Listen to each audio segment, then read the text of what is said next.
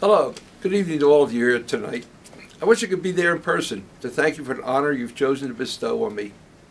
It's truly a privilege and humbling to even be considered as a legislative friend of education by such a wonderfully talented group of professionals that you all represent. All of you wonderfully dedicated public servants have always held a special place in my heart for the work you do in caring for, educating, and raising our children to be the best they can be. You teachers, paraprofessionals, administrators, maintenance workers, cafeteria workers, and bus drivers all dedicate your lives to making all of our children's lives better. And for the most part, you are underappreciated and certainly underpaid, but still willing to be the most responsible persons in those children's lives. Indeed, while others purport to know what's in the best interest of the children, you do the work.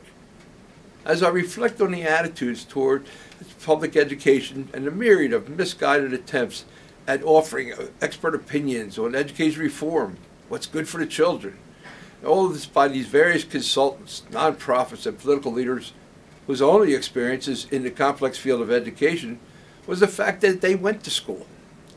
I cringe at the potential damage they will do to the legitimate needs of educators and their students. The shallowness of the thought that a successful learning experience can be measured by a test, or that the quality and ability of professional educators can be ascertained through that same structure, is mind-boggling, and quite frankly, an insult to our intelligence. To think or propose that public education is better served if we dilute an already dwindling supply of available funds by creating an alternative, publicly funded private system of schools that are geographically or academically exclusive to some children is intellectually dishonest.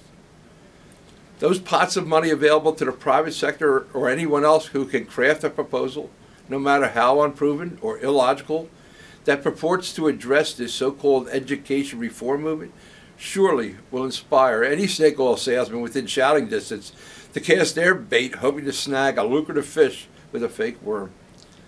Plato said, "Do not train children to learning by the force and harshness, but direct them to it by what amuses their minds, so that they may be better able to discover with accuracy the peculiar bent of the genius of each." I think that's a sound statement to make that all of you educators believe in. And I apologize if I sound unduly harsh, but the basic realities I must deal with are the facts that when we try to rate education systems as some type of global performance potential measure, then we should not ignore the real fact that the top 3 rated countries in education have less than a 5% poverty rate for their public school children, while the United States, the richest country on the planet, chooses to ignore the reality of well over a 40% poverty rate for its public school children.